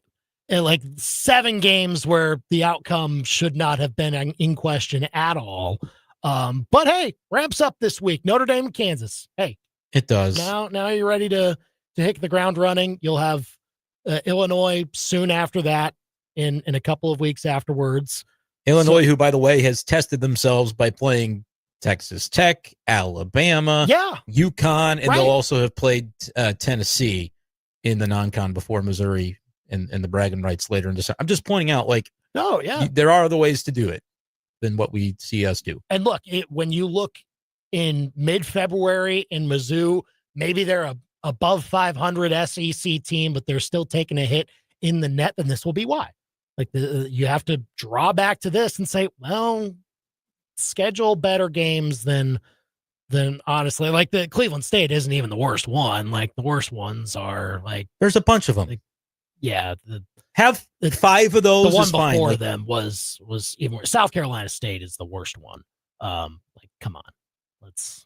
Too many of them. I need 1 or 2 more that are like, don't be afraid of a mid-major either. I get it that that's not what you do because of the quadrants and the way that it works. You can't suffer a bad loss like that, but I would respect that more than just saying we're going to play a bunch of you-know-whats. It just, as a fan, it doesn't do anything for me. If Coach Gates believes it prepares his team appropriately for the conference slate that matters, then fine. I don't know if I believe that, though, because it just doesn't really stand to reason that you're not going to have been tested, and then you come into these games that suddenly they mean a lot to a lot of people in the Kansas game and the Illinois game, and Illinois has played 5 games against ranked opponents by then, and you're going, well, I hope we learned what we needed to fix from the Kansas game, win or lose. Like it's all going to be pretty brand new over the next week. For sure. We'll see what it looks like for Mizzou as they visit Notre Dame tomorrow night. And then in Kansas City, they'll take on the Jayhawks on Sunday afternoon. Okay. Dust is mostly settled. There's still some seats unaccounted for now in the college football playoff world. What? You think it's not settled? No, I thought you were going the coaching carousel way of the dust has settled, but yeah, that dust is mostly settled too, except for the Penn State job. But no, right? Playoff, yeah, mostly, but not really. Oh well, playoff. I mean, we have some major questions to answer when it comes to what that ranking. So, are you saying that? What are you saying the dust is settled on? The coaching carousel. Okay, because I thought you said. Did you say playoff? I thought you said playoff. Doesn't matter. I say playoff? Sorry about that. So we were on the same wavelength, and then maybe your words weren't. The coaching carousel largely, Saturday a lot happened. I mean, Sunday a lot happened. Yeah, that too. Everything because Sunday was apparently when Lane Kiffin actually decided to say, okay, now I'm going to LSU because I really, really, really wanted to coach Ole Miss in the playoff. Great, then continue to be Ole Miss's coach. Have that job. And say, sorry, LSU, I've got a playoff team right now. I want to coach them. He could win a national championship, and he walked away from that. That's what's craziest to me. And look, we base this a lot on potential, right? I think that Eli Drinkwitz, to a degree, is basing his decision on potential of what Mizzou can be. And I think it means something that he believes that Mizzou can be that in the future, that they can get to greats. They can go from good to great, as he has been talking about. And Lane Kiffin is making a similar decision. He believes that in the future, it is best for him to be at LSU, based on it, not even necessarily on money, but just based on how much he can win there and how frequently he can put himself in a similar position to what he put himself at Ole Miss, where he needed 6 years to build it up to that point. And at LSU, you could have it in much less time. But like, I'm not doubting that type of decision. Like, okay, but that means it's a clean break. That means that you have to just drop everything and go. And then you have to realize the conflict of interest it puts Ole Miss in if they let you stick around and coach the team, but also not coach the team. Like, it's just, that's the aspect of it. And look, I've heard people compare it to, well, then why is North Texas letting Eric Morris stick around and coach through conference championship and potentially the playoff? And why are they letting John Summerall do the same thing at Tulane? Like, because that's a jump in level. That's a jump in, clear jump in pay. That's clear jump in, again, winning opportunities, resources, everything that we're talking about here. And there's no reason for those two schools like North Texas and Oklahoma State to be at odds with each other. There's no reason for Tulane and Florida to be at odds with each other. There is reason for LSU and Ole Miss to be at odds with each other. Very, very much so. Yeah, they're conference rivals. Yeah. They played this year and they'll play next year. Yeah, so I totally understand it. And like, that is the part though where you could say, like, I don't want to be the one defending Lane Kiffin, because like I said, he's handled it completely wrong. But you could make the case that, like, okay, it's really the biggest culprit here is the calendar, because we're continuing to pretend that this, notion of having to align with the academic calendar makes any sense whatsoever, and it does not. We know what drives the decision-making in the sport, and it's not school. But because we're still masquerading as, like, student athletes and doing that whole song and dance, the academic calendar still has a say in the way that this all plays out. And so if it weren't that way, I think this could have gone a lot more smoothly for a guy like Lane Kiffin. But if he wanted to leave for LSU, this was also the only timing that it could have had, right? Because LSU's like, well, we have to hire a coach because we need to get a jump on the portal. We need to be able to tell recruits who's going to be here. They reportedly didn't mind him playing it out with Ole Miss if that's what they had decided. But like, LSU needed to be able to say, like, here's going to be our coach next year so we can recruit based off of that. I do think that's a shame, because I think in another universe, the calendar makes more sense. Like, it's all valid. But operating in the world in which we live and work with college football, if you're going to leave, it's going to be now, but you could have probably done it a little more smoothly, I think, if you're Lane Kiffin. And ultimately, I just think the guy can't make a decision. Like, he wants to have his cake and eat it too every single time. Mm-hmm. And it doesn't work that way. Like, in reality, I know you want to be able to do it your way and leave Tennessee and have a press conference on the way out to go to USC and try to explain to them, this is just a once in a lifetime opportunity. They'll surely see it my way and understand. No, they will not. They will burn Knoxville to the ground. Like, you cannot have your cake and eat it too. And Lane Kiffin did not learn that lesson the first time, I think, in the way that he tried to pull this one off. It's shocking. But I think he lives in his own little world. No, he does. And we thought that it was maybe different this time around, and maybe he had learned from situations in his past coaching career where he had unceremonious exits. I got duped. I really did. Yeah. I thought, why would you do this whole documentary and the timing of it if you're going to go and do the same thing over again and burn a bridge as badly as a bridge can be burned in this industry? We didn't know LSU would be open. Yeah, that's the simple explanation for that, right? I guess you're right, but at the same time, like, man, what a phony. You know what I mean? Yeah, I agree. It's just unbelievable. Should be the most hated rival in college sports now. I think if you ask me. When's the next time that they play? What? Ole Miss LSU? Yeah. Oh, that's next year. Do they play next year? I think they're in Oxford. Like, I think that's true. Hold on, I'm looking. That's correct. You can check me on that. Yep. So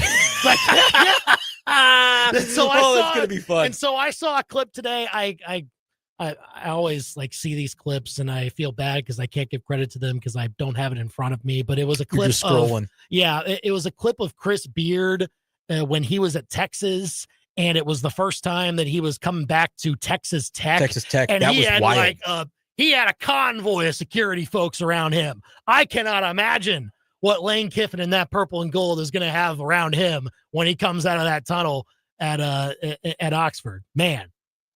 That's so good. That's such a good point. And so Ole Miss has said, hey, our defensive coordinator, he's the guy now. Like, he's going to take over, not as an interim.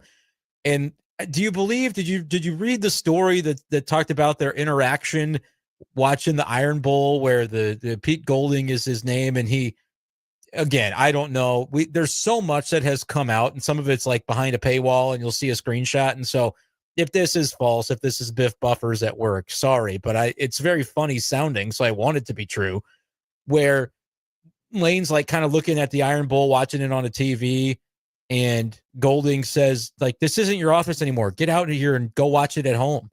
Like, basically, bad blood is the notion between the two, and like trying to take the offensive staff with them. Some of them went, right? I don't know what I think some of them did. Yeah. I don't know how many, but that's what's crazy. That handshake after the game next year is what I was getting to. The defensive coordinator that is now taking over for Lane. That handshake. Billy, did I get it wrong? What's the scoop on this? Yeah, no, I mean, that's the story I heard. Who knows? But Okay. Charlie Weiss Jr., the offensive coordinator, is going with Lane Kiffin.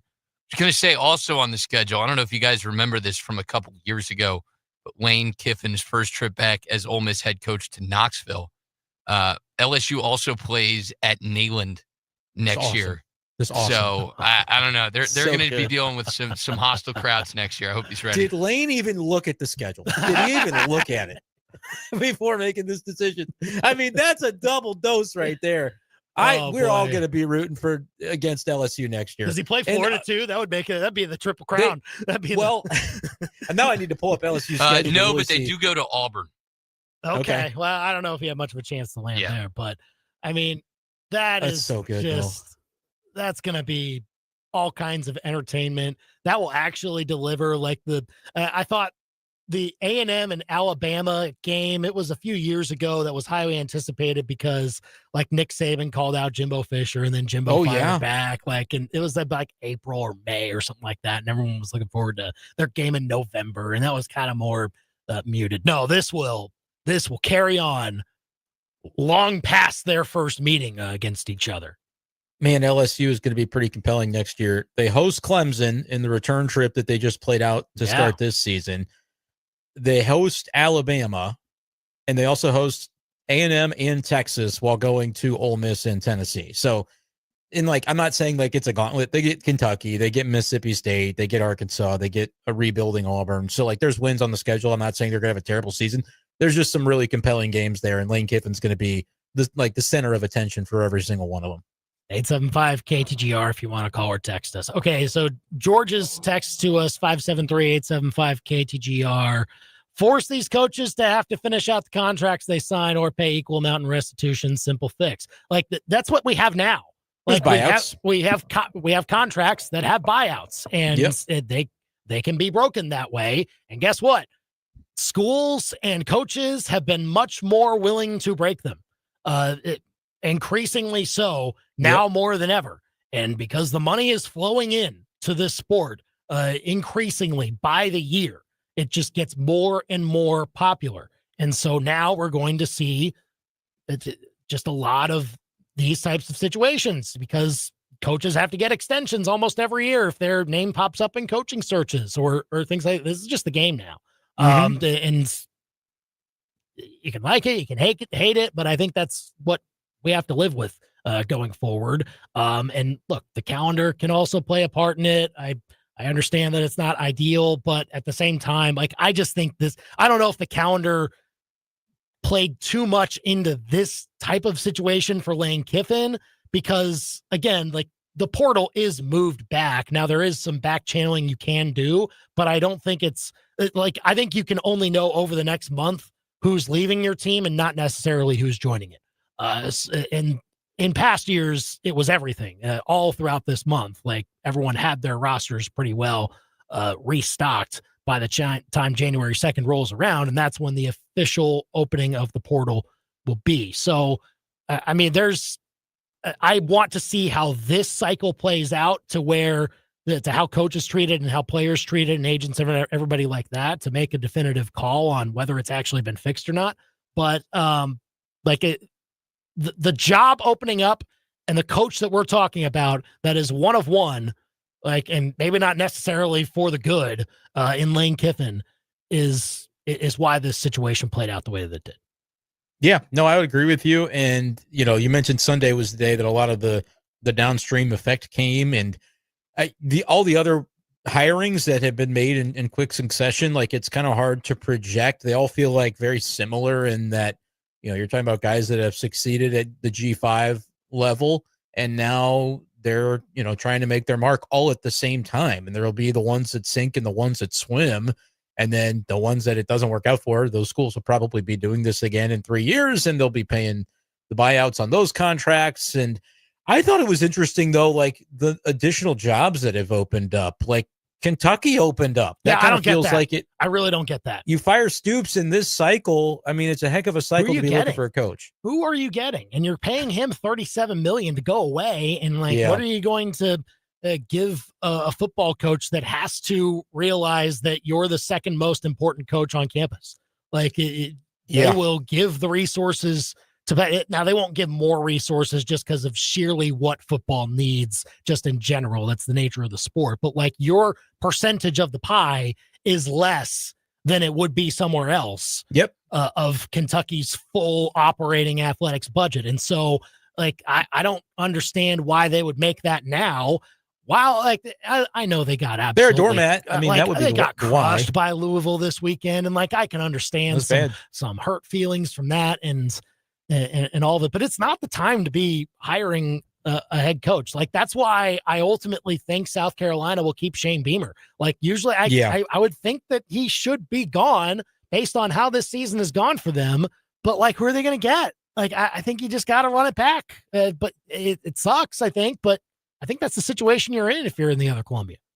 Yeah, I completely agree. I mean, there's not a lot of upside right now. Even like the group of 5 coaching candidates that people, whether you love Silverfield or you love Sumrall or you hate, whatever you think of these guys, kind of the ones that were really getting a lot of attention have been picked up. Now, Penn State is not closed. Am I correct on that? We're still looking for. Yeah, it's not official. I saw Football Scoop had them kind of zeroing in, it would seem, on BYU's guy. Who's that? Taki, I think. Oh, really? Okay. Yeah. So like had increased talks with them or something like that. Yeah. And like, I'll keep looking to see what is open to be had, because James Madison's guy could certainly end up somewhere if that's not. Oh, he's at UCLA. Yeah, that's official too? Yeah. He's at UCLA now. There you go. Yeah, it seems like everybody's kind of finding a chair for the most part. And so if you're a program like South Carolina, it's just not really the time. It's not ideal. And at least for them, like, it was a bad season, but the Kentucky trend line has been this way for a few years now, right? Like, really going back to the fake punt, to see the trajectory of the two programs, Missouri and Kentucky, since that moment. Shout out Luke Bauer. I mean, that makes a big difference, man. Thinking back, that sure does. Like, it's funny you bring that up with how much the two programs have gone in completely opposite directions. Because totally. If that doesn't happen, Mizzou's probably 7-5 again, or fighting to get to 7-5 again. They have been 6-6 the last couple of years before that. But then it devolves into, hey, we have belief that we can go on the road and beat a team like this. And that's when Why Snop Now was birthed by Eli Drinkwitz in that post-game interview. And so, yeah, it's very interesting. But yeah, not completely settled, but we'll see how it happens. And frankly, another kind of like near miss, fork in the road moment involving Kentucky. Thinking about coaching cycle, like Mark Stoops was almost going to be at Texas A&M, and then the backlash of that and the way that plays out, it's crazy to think of all the things, because Elko's a damn good coach. Like, A&M got a good one, and they're nationally contending now. I'm not saying Stoops couldn't have also done that with A&M's resources, but it's just crazy to think about. Like, Kentucky has just gotten the worst end of it in every which way that you could possibly imagine, and it just they've lost all momentum for their program as the similarly tiered programs around them have risen up. Still not 100% convinced that Mike Elko and Mark Stoops aren't the same guy. I mean, have we seen them in the same room together? It would make sense that Kentucky just cannot win a game anymore because their coach is actually a coach in A&M. I mean, I think they were different days on SEC media days even, and so that is suspicious. How do we know for sure? Like, interesting. It's a good point. It's still up in the air. 875 KTGR. If you want to call or text us with your thoughts on this wild coaching carousel period in college football. How do you view Lane differently after what happened over the weekend with him dragging out the decision and ultimately jumping ship to LSU? We'll get more of your calls and texts on that. Also, tell us your Chiefs thoughts. Yeah, we didn't feel good about that Cowboys matchup heading into Thanksgiving, and for good reason. So now what? Can the Chiefs pick themselves off the mat again. We'll get to that next. Breaking down the Tigers, Cardinals, Chiefs, and more like no one else. The Big Show continues next on KTGR. Hi, everyone. Andy Humphrey here for Lee's Tire Company. It's wintertime. You've got that reminder now after today's snow. And so you should make sure that your tires are in tip-top shape. If maybe you've been slipping and sliding on the roads a little too much that you would like, well, take it into Lee's Tire Company. They can recommend some snow tires to put on your four wheels if you need those, or just some checkup and maintenance to make sure that your car is winterized for these next few months, because you know that more of this could be on the way in not too distant future. So be sure to take your car into Lee's Tire Company and check out their website, leestirecompany.com, where you can browse through their full inventory of tires. They also have specials that they're running every single month that you can take advantage of to put some money back in your pocket. You can go visit them on the Business Loop in Columbia. They have a bigger location at University Garage right by the MU campus. They also have a location in Centralia that you can check out. I go to Lee's Tire Company for my winter car needs, and you should too. Check them out. If it's round and rubber, Lee's sells at leestirecompany.com. My name is Taylor, and I have had insurance with Phyllis Nichols and her team for over 9 years. One of my first and only auto claims for me personally came when we were on a long road trip, and I was maybe following a semi-truck a little too close, and we all know when those rocks pop up, crack your windshield. First thing I did the next day was call Phyllis. Phyllis handled the whole thing. She got us into, I think, one of the local vendors to replace our windshield, and within 24 hours, it was done, it was over, and made it a very seamless process. Hey, y'all, it's Molly from Billiards. How in the heck are we already in December? What happened? You're telling me I'm not ready to go back to work. Santa, what have you been doing all year? All kidding aside, I've been prepping for the big day. At Billiards, we've been prepping too. Just this weekend, Tom cut 500 pounds of fries. That's enough to fill your sleigh, Santa. Boogie on down for burgers and beer. Billiards on Broadway. Molly, would you deliver to the North Pole? Only if I can use your sleigh. As a business, customers are your number one priority. You need them to survive, and you're always looking for more ways to reach them. That's where ShopMidmo.com comes in. When you're part of ShopMidmo.com, hundreds of potential customers will see your offers helping you build your base. ShopMidmo.com is an amazing tool for restaurants, retail, entertainment, and other places that offer great experiences. Find out how ShopMidmo.com can give your business a jumpstart. Contact us today at ShopMidmo.com. ShopMidmo.com. This year, take a bite out of one holiday hassle and have your festive feast expertly prepared by Main Event Catering, the chefs of Courtyard by Marriott Columbia. Ready for pickup? You'll spend less time in the kitchen and more smiles with family. All the favorites: turkey, ham, prime rib, roast beef, even fried chicken, and more. Plus, any of the side dishes and desserts your crew craves. Treat to your family with Main Event Catering. Order Holiday Magic today. 443-8000, 443-8000, and jingle all the way. It's that time of year again. Hit a deer, win a cow with FPP Body Shop. Listen, I'm not saying actively crash your vehicle into a deer, but if you do hit a deer, FPP will ease that stress with a $20 gift card to Fulton Worst House. And you'll be entered in to win the grand prize, a $500 gift card. Man, I tell you what, winner last year had a cookout at every meet known to man. He all right? Yeah, Billy. The winner will be popular again this year, too. With FPP, it's easy as 1, 2, 3. Hit a deer, win a cow. FPPBodyShop.com. Your daily fix of local sports lives here. This is The Big Show on KTGR. Oh, yeah, this text in from 417. Did you know LSU is paying Kiffin for each playoff win for Ole Miss this year? For Ole Miss this year. Even if they win the national championship, he could make up to $1 million in incentives in his new LSU contract. He's not coaching. He's not coaching them. What? But he gets the bonus for if they keep winning in the college football playoff. Apparently. It's insane. I've just about heard it all now. Yeah. That's how wild this is. Well, that's true. I see that report from Yahoo that LSU is going to pay for all of it, huh? $1 million if they make it to the national championship is $750. $1 million if they win it without him. That's wild. That's a pretty good negotiating tactic for Kiffin too. It's like, hey, I was going to get these bonuses. I'm going to not coach them because they're not going to let me. But can you pay me anyway? Yeah. Sure. I I don't even know how else that conversation could have gone. That's a weird one, man. But we'll see how LSU does next year. What would you peg him at?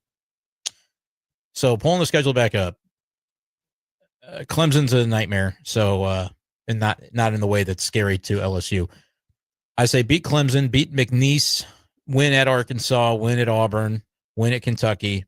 That's 5. 5-0. Mississippi State's 6. And then the other 6 are the tougher ones. Bama, Texas, Texas A&M, at Ole Miss, at Tennessee. So is that only really 5 that I'm considering to be very difficult? Yeah, I guess so. But that's a good amount. That's typical of what you see. And I think that's a middle of the pack SEC schedule, honestly. It's not like overly difficult. No, there's right. no like you get to host Alabama. You don't have Georgia. It could certainly be worse, but there's some tough teams on there. Don't get me wrong. And like the narrative of it with the Ole Miss thing, that being a road game specifically, I would say and we don't know anything about LSU's roster. We don't know anything about anybody's rosters. No. But knowing that Lane Kiffin probably going to do very well in recruiting, I think they've got the number 1 player in the country for high school class as well that was committed to LSU even before they knew who the coach was, and he's reaffirmed that commitment since and has met with Lane Kiffin. I saw a picture of those two. I'll say they probably are on that 9 to 10 win line, and obviously that's the line that you make the playoffs or you don't. So we'll see. I probably set the line at 9.5 though, honestly, because I do expect their roster to be extremely loaded. I mean, they're supposedly $25 million on the payroll is what they are going to provide Lane. So it's going to be they're going to be a problem. Yeah. And we'll see what happens with that.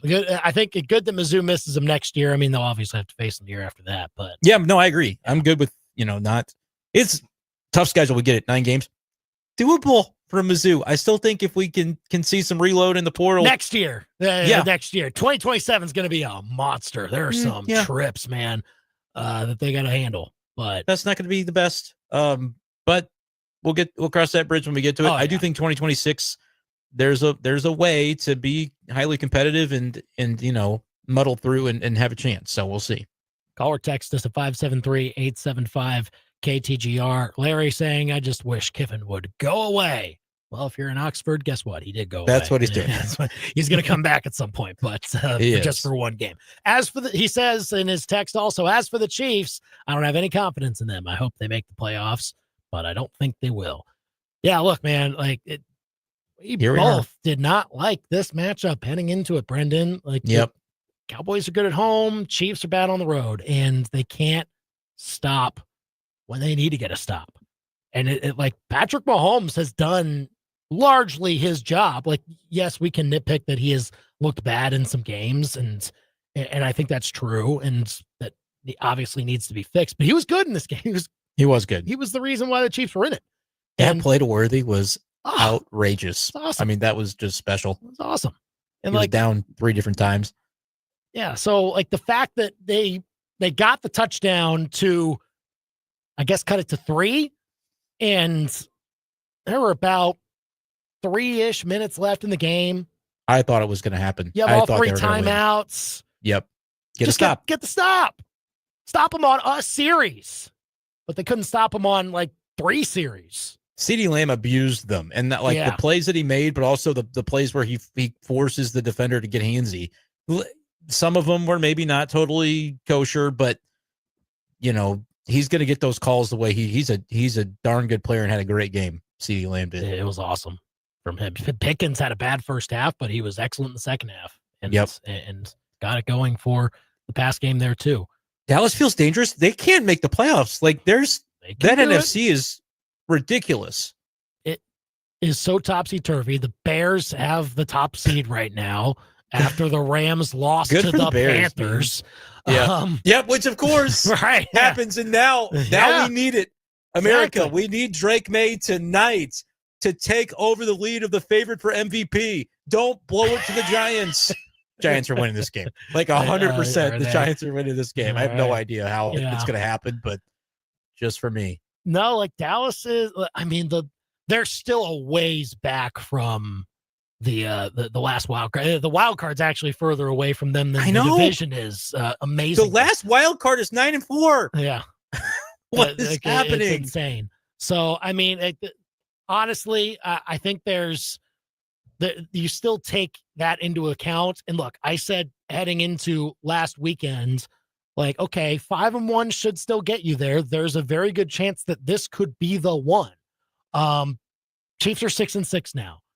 I still think they need to get to 11 wins in order to be a playoff team. I don't think 10 wins gets them there. That means that they have to fall to some sort of tie break, and they don't have a lot of those right now. You got some help. I will say this. You got some help because the AFC North both lost. Steelers and Ravens both losing. They're also 6-6. There's only going to be one playoff team from there. And then also the AFC South being back in play, I think also kind of adds a bit of a wrinkle into this. Your Texans. Texans are only a game back, and the Colts are tied with the Jags. The Jags right now have that spot, and so technically Indy is a wild card team. Chiefs have the tiebreak over Indy. So, like, there's ways, but I still don't think 10 wins will be enough. You need to get to 11.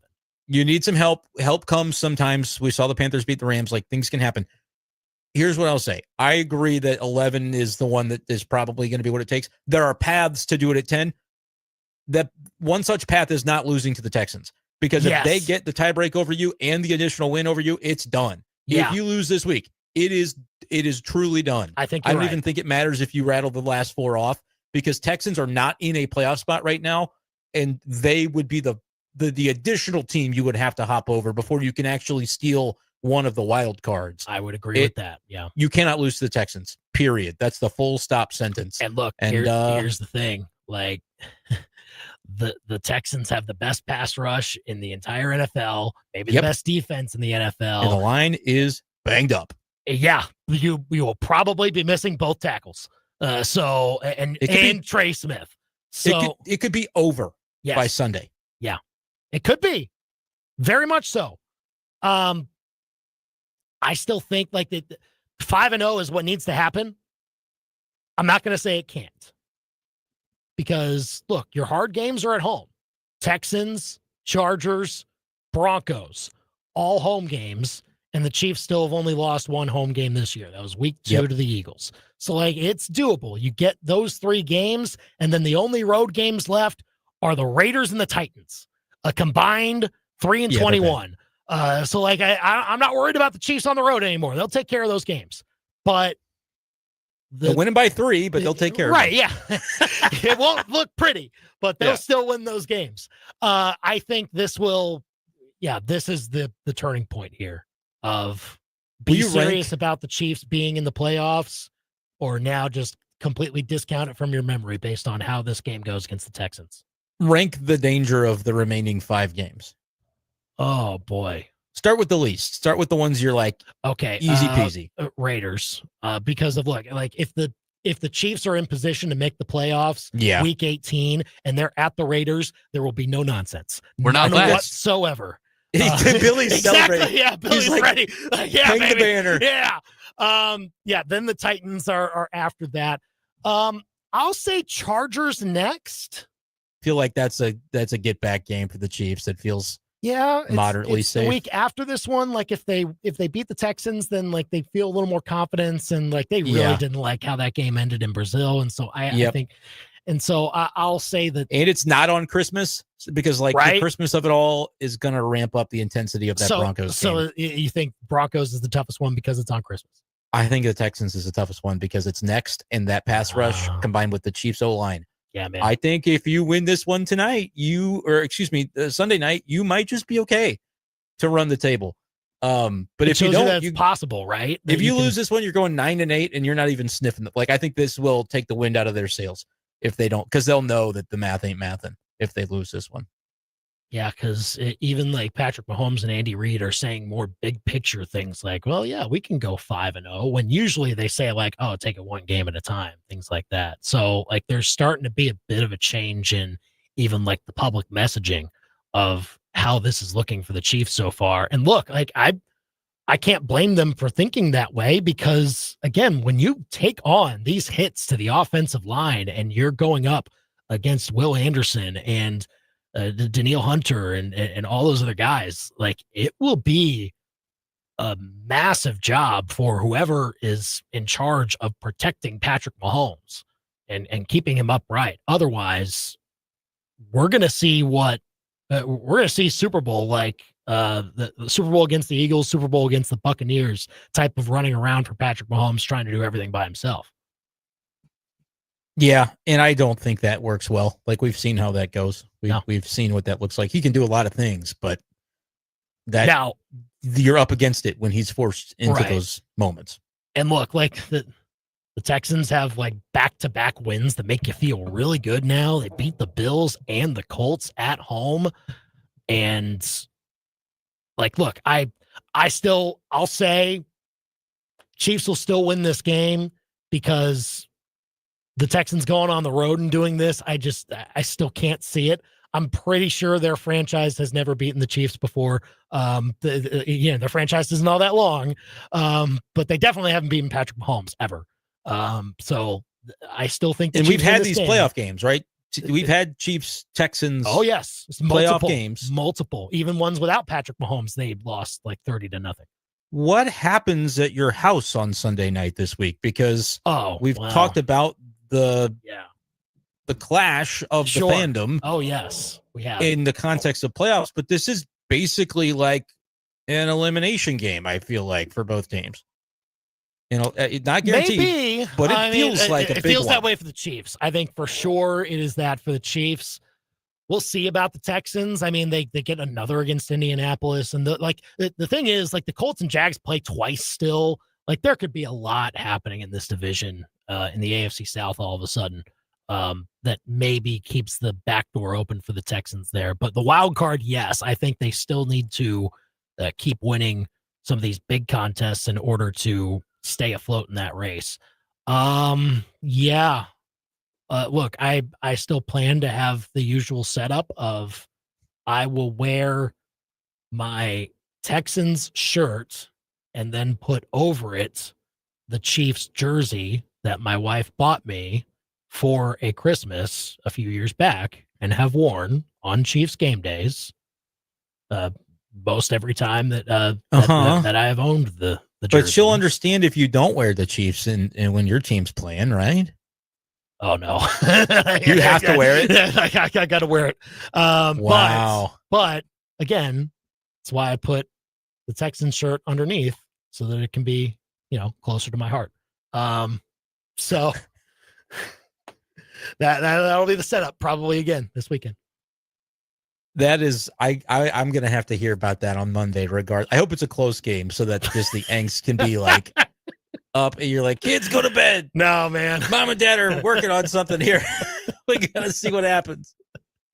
Yeah, the kids are being pulled in somewhat different directions, it would seem sometimes. But no, they'll both still end up being Chiefs fans. I have no doubt about that. Just, there are other allegiances to be had sometimes, but we'll see how that goes. That's fair. I'm trying to be as diplomatic as possible, as if you can tell. You did a good job of it, honestly. I mean, that would be tough. Yeah, that would be very tricky to navigate, and I commend you on attempting to do it the best of your abilities. It's not a playoff game, but it's going to feel like it in some ways. 875-KTGR. Give us a call or a text with what you think about the Chiefs at this point. Can they get it done? Can they go 5-0 to end the season? And I think that would be enough to make the playoffs, but that's what is required now. I think another loss eliminates them. So can they get it done? Tell us what you think. 875-5847. We'll get to some of your calls and texts next after this live local sports center. Now, your local sports center update on your total sports station, KTGR. Good afternoon. I'm Billy Jones. This local sports center update is with Lee's Tire Company. If it's rounded rubber, Lee sells it. Lee'sTireCompany.com. Missouri defeats Arkansas 31-17 for their fourth straight win in the Battle Line series. 157 yards for Amar Hardy, 100 for Jamal Roberts.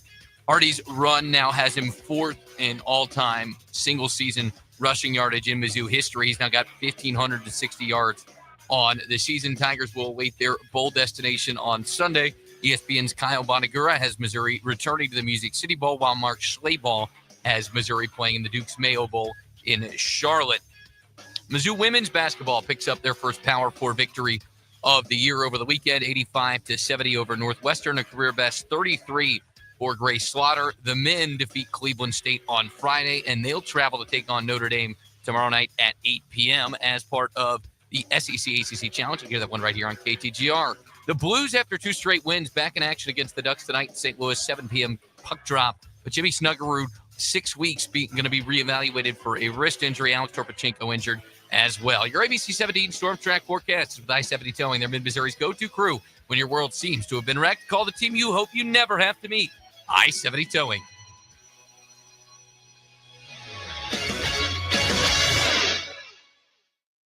I'm ABC 17 Storm Track Chief Meteorologist Jessica Hafner. A weather alert day continues through late tonight as I'm tracking an additional 1 to 2 inches of snowfall through about 9 o'clock this evening.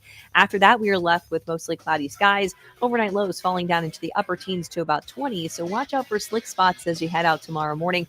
We can expect partly cloudy skies by the end of the day and highs around 32 tomorrow. I'm ABC 17 Storm Track Chief Meteorologist Jessica Hafner, and that's your ABC 17 Storm Track forecast on your total sports station, KTGR. This holiday season, help those who are food insecure in our community. Join KTGR during the Commerce Bank 1-for-1 Holiday Food Drive, Wednesday, December 17th. Drop off your donations from 6 a.m. to 6 p.m. at the Columbia Mall or at Buckeye in Jefferson City off Missouri Boulevard. All the money raised will go toward the food bank for Central and Northeast Missouri. Help those in need during KTGR's 1-for-1 Holiday Food Drive with Commerce Bank. Find more details on the KTGR app. Hi, everyone. Andy Humphrey here for Advanced Tree Solutions. And all of a sudden, you're looking outside and you're thinking, oh, gosh, I need snow removal. Well, guess what? Advanced Tree Solutions can do that for you. They don't just do trees. They can also take care of snow removal for your home or business, and they can do it in a timely manner at a fair price. Eric and his team are first class at everything that they do. And of course, they are your tree experts in mid-Missouri. They serve Columbia, Fulton, and Jefferson City.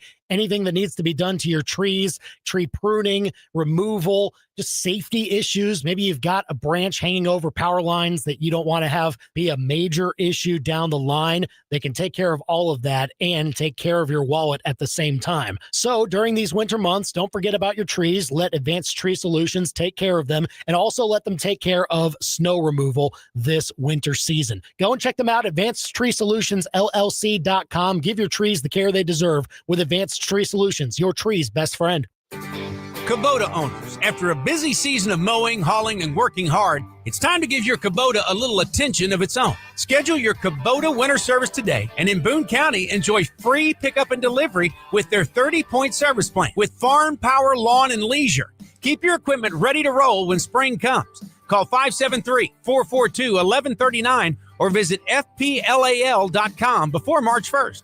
Farm Power Lawn and Leisure, your Kubota headquarters all year long. KTGR and MU Healthcare Sports Medicine are highlighting a local athlete each week. It's the KTGR Athlete Spotlight. This week features Battle senior guard Taylon Kemp, who helps the Spartans' shooting efforts with 4 3-pointers, 16 points, and 5 assists in Battle's 75-42 victory over Kirkwood to open the regular season. That's the KTGR Athlete Spotlight, thanks to MU Healthcare Sports Medicine, providing everything athletes need to be and stay at their best, because they're competitors too. Oh, look, a new idea from your same old agency. Except, isn't that what they pitched you 3 years ago? It's like they don't even care. Well, we believe relationships should evolve. At Fuse 32, we don't do autopilot. We challenge, create, and deliver. Real people, real strategies. None of that smoke and mirror stuff. If your agency's gone stale, maybe it's time to start exploring your options. Because comfort zones don't build brands. Fuse 32. There's nothing we can't do. Fuse32.com.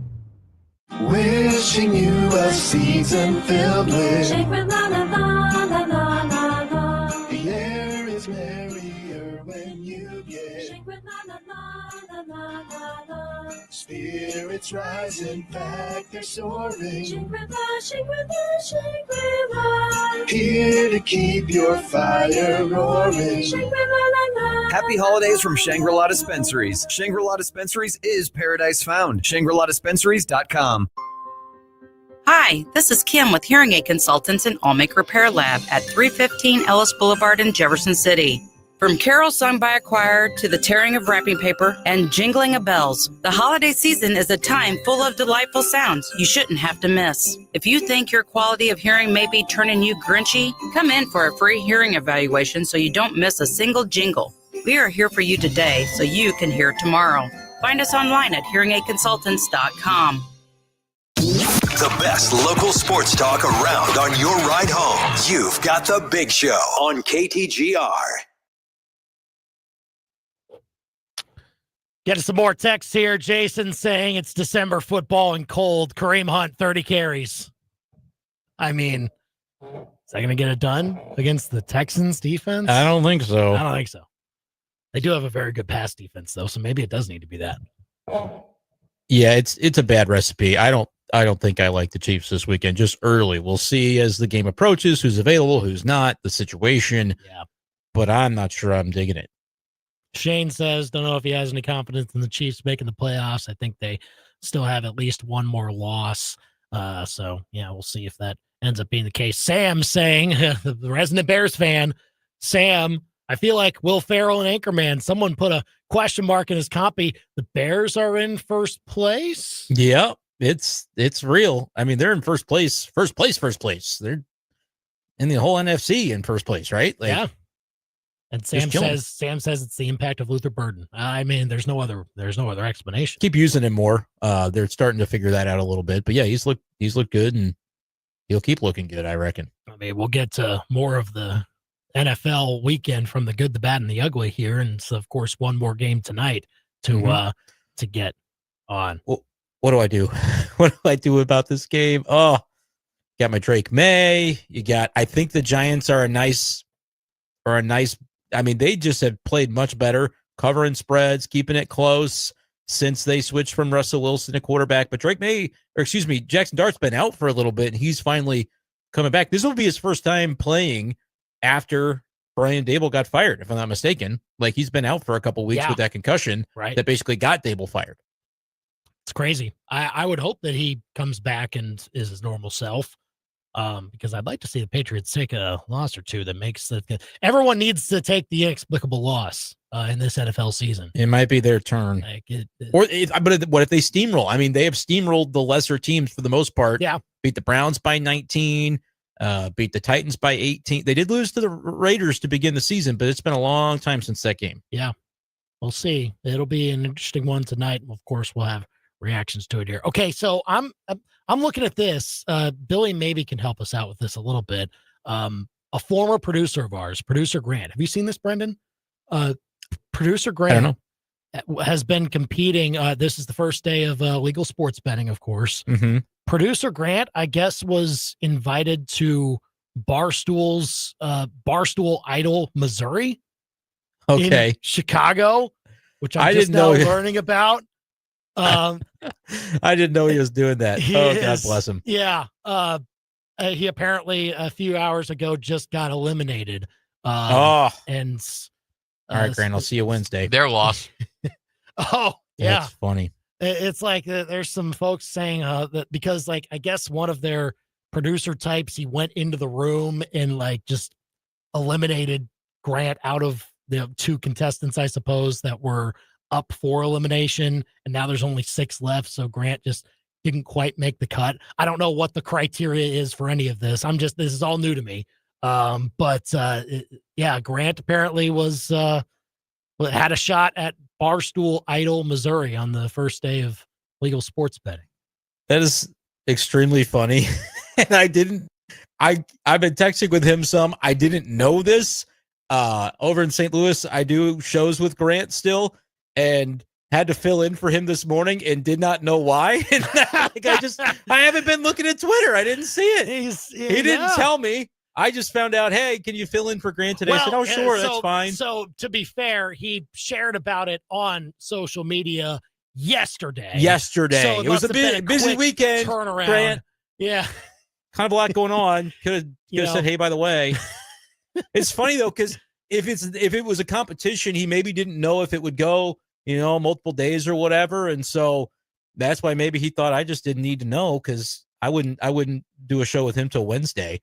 And so I guess I still can now because he's coming back. Quick trip to Chicago, apparently, for former producer Grant Salzman, of course. Sorry, Grant. You gave it a try, brother. Hey, he stayed in for as long as he could, for as long as they would let him. But and yeah, again, I have no idea what it is, what he gets at the end, what the prize actually is, and what the award actually is. But just found it interesting. It scrolled across my timeline. I'm like, oh, there's Grant. Like, that's funny. He's at the Barstool. I go, whoa. I'm gonna have to dig in further to see what happened here. Did producer Billy know? I'm trying to dig deeper. What's here. the scoop here, Billy? He shared a little bit this morning. I didn't know all this till he was texting us. Okay. Well, he had to keep it close to the vest. I suppose he needed to for a certain amount of time. But I guess congratulations or not congratulations. I don't know. No, they just. I don't think so because I don't guess he was the winner. Yeah, so. No, he wasn't, unfortunately. But I don't know if it's like a happy to be there sort of thing or whatever. I don't know. I don't know. It means he still has to work with me on the side, I guess. So you can't go work for another company. Sorry. There you go. So yeah, we'll see what happens with that, and if Grant actually is back with Brendan on Wednesday. In the meantime, please gamble responsibly, of course. Yep. It's a lot easier to do now. You don't have to find a river. I mean, sometimes you maybe do. You actually want to go to the casino for it. But you're in a jurisdiction of legality. So congratulations. Thanks for joining us today. Thanks to Bill Connelly of ESPN for joining us as well. We'll have the injury expert Will Carroll tomorrow and more on college football and the NFL at 4 o'clock. He's Brendan. He's producer Billy. I'm Andy. Chiefs Kingdom Show next. Hit a deer, win a cow. Hit a deer.